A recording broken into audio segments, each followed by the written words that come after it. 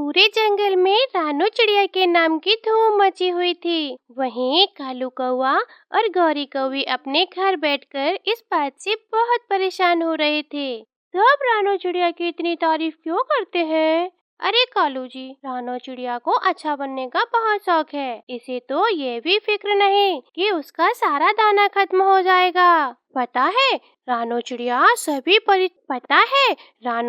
दूसरे दिन सभी पक्षियों को खाने पर बुला रही है। सब पक्षी उसकी तारीफें करते हैं। मुझे तो बहुत गुस्सा आता है कालू जी। तुम ठीक कह रही हो गौरी, मैं भी बहुत दिनों से इस बात को नोट कर रहा हूँ। कभी कभार तो मेरा दिल करता है कि मैं इसके पंख नोच लूं। तुम सोच भी नहीं सकती कि मेरे दिल पर कितनी छुरियां चलती हैं। सब इसकी तारीफें करते हैं। इतनी ही देर में रानू चिड़िया उनके घर आती है और उनको खाने की दावत देने के लिए कालू गौरी को ये सुन के तो कालू गौरी को बहुत गुस्सा आता है। फिर रानू चिड़िया कहती है, कालू गौरी, मेरे घर पे शाम को आज दावत है। मैं आज तुम दोनों को लिए मजेदार खिचड़ी बना रही हूँ। तुम लोग जरूर आना। गोली कालू, मैं तुम दोनों का बहुत इंतजार करूंगी। हम सब मिलके खिचड़ी बनाएंगे। रानू चिड़िया, तुमने सब परिंदों को दावत पर बुलाया है क्या? हाँ, मैंने सभी जंगल के पक्षियों को दावत पर बुलाया है। अरे, तुम्हारे पास इतना दाना कहाँ से आता है जो तुम हर दूसरे दिन जंगल के सभी पक्षियों को दावत पर बुलाती हो? हाँ कालू जी, हम सभी पक्षियों को दावत पर बुला रहे हैं। मैं और चिंटू जी पहले से ही दावत की तैयारियां कर लेते हैं, इसीलिए तो हम बिल्कुल भी परेशान नहीं होते। दाल के दाने वो ढूंढ लेते हैं और चावल मैं ढूंढ लेती हूँ।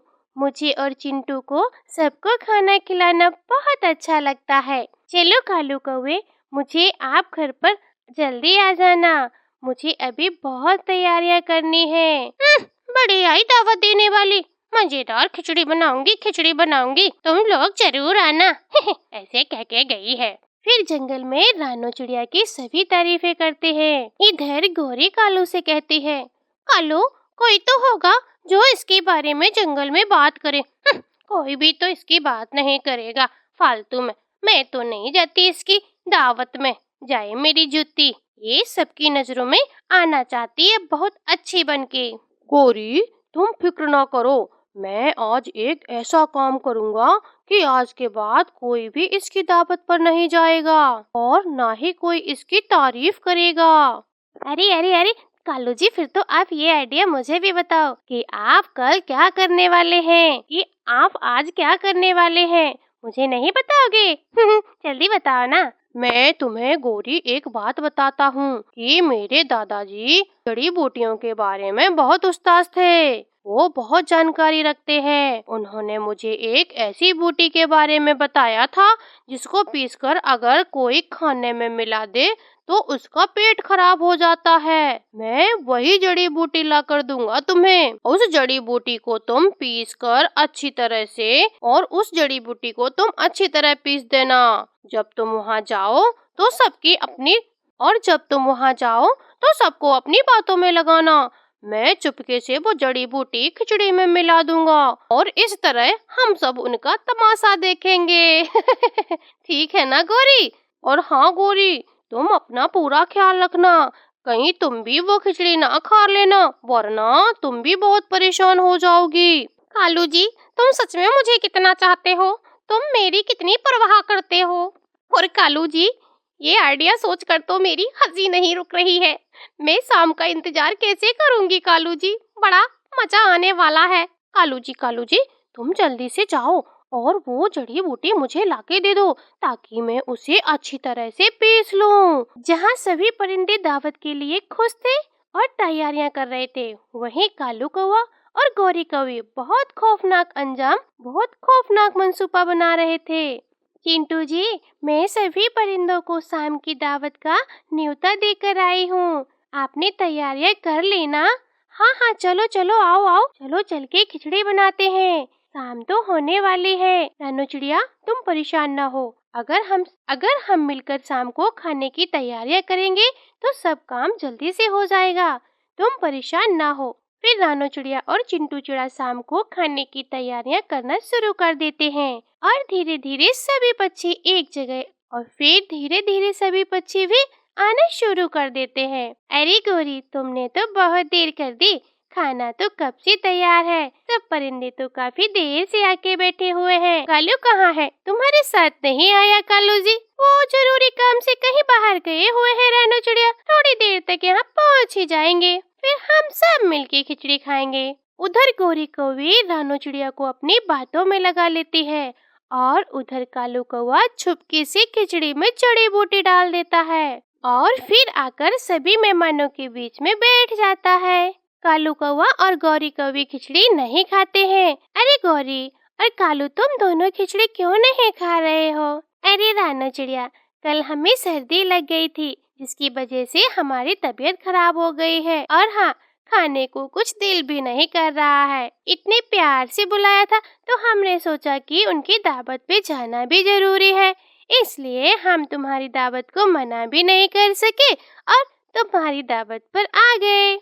और अगर अगली बार बुलाओगे तो हम ढेर सारी खिचड़ी खाएंगे। हाँ ठीक है रानू चिड़िया, तुम्हें पता है कि मुझे खिचड़ी कितनी पसंद है। खाना खाते ही सभी परिंदों की तबीयत खराब शुरू हो जाती है।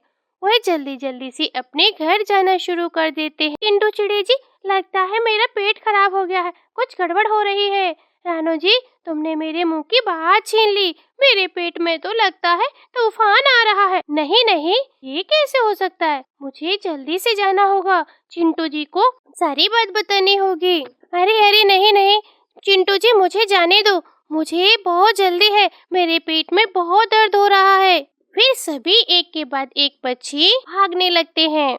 रानू चिड़िया और चिंटू ये बात समझ नहीं पा रहे थे कि आखिर ये तूफान थमने का नाम क्यों नहीं ले रहा है। जिसका देखो उसका पेट खराब है। इस तरह सभी परिंदों की तबीयत खराब हो जाती है और फिर सभी पक्षी उल्लू के पास दवाई लेने जाते हैं। उल्लू डॉक्टर जी, हमारा पेट बहुत खराब हो गया, हमें इसके लिए कोई दवाई दे दो जिससे हमारा पेट बिल्कुल ठीक हो जाए। मोना चिड़िया, क्या तुम्हारा भी पेट खराब हो गया है? अरे अरे, आज क्या बात है, सभी परिंदे आज मुझसे दवा लेने आ रहे हैं। तुम सबने ऐसा क्या खा लिया है कि तुम सबका इकट्ठे ही पेट खराब हो गया है? अरे डॉक्टर साहब, क्या बताएं, हमने तो खिचड़ी खाई थी, वह भी मैंने अपने खुद हाथों से बनवाई थी, सभी ने साथ मिलके बनाई थी। फिर ना जाने हम सब परिंदों का पेट कैसे खराब हो गया। अरे मुझे लगता है कि तुम सभी पक्षियों ने कोई जहरीली जड़ी बूटी खा ली है, जिसकी वजह से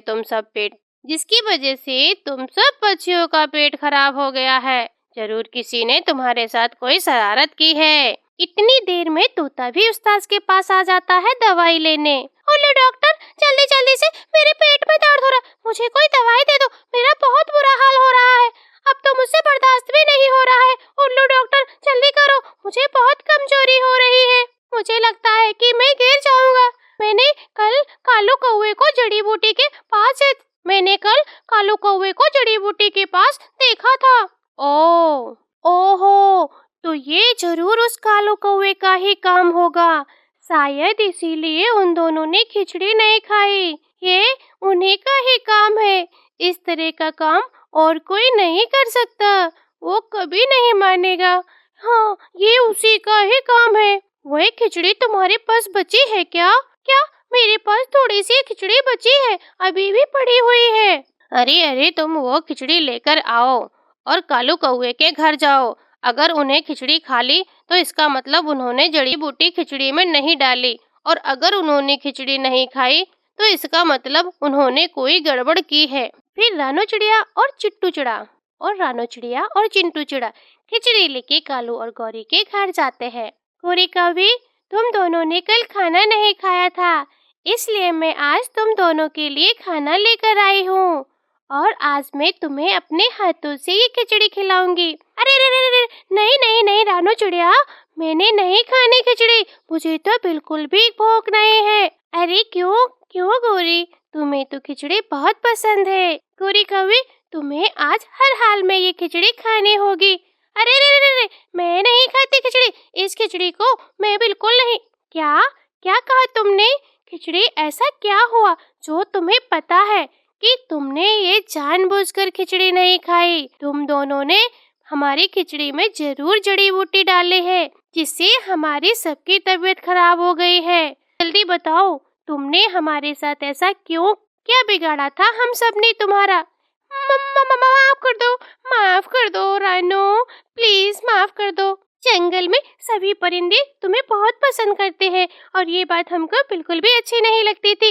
इसीलिए हमने सोचा कि तुम्हारी इस हांडी में जड़ी बूटी डाल दो, जिसकी वजह से कोई तुम्हारी दावत पे ना आया करे। हमें माफ कर दो रानो, हमसे गलती हो गई, प्लीज। गोरी कौवी, डॉक्टर उल्लू ने तोहफा भेजा है तुम्हारे लिए कि तुम दोनों को ये सजा मिलेगी। सजे में ये तोहफा तुम्हें जरूर कबूल करना होगा कि तुम सबको, ये कालू कौवे, गौरी कौवी, तुम्हारे लिए उन्होंने एक तोहफा ये भेजा है कि तुम सभी पक्षियों के घर जाकर 3 दिन तक झाड़ू का काम करोगे। और कालू, तुम सभी के घर पर 3 दिनों तक घर की साफ सफाई और पानी भरने का काम करोगे। और सुनो गौरी कौवी, हर गलती की माफी नहीं होती है, इसलिए तुमको ये सजा मिली है। अब आप इसे सजा समझो या तोहफा, ये काम आपको करना ही पड़ेगा। प्यारी दोस्तों, आपको ये कहानी कैसी लगी? अगर आपको ये कहानी अच्छी लगी हो तो प्लीज हमारे चैनल को सब्सक्राइब करें और हाँ, कमेंट में अपने विचार जरूर लिखें। आपका बहुत बहुत धन्यवाद।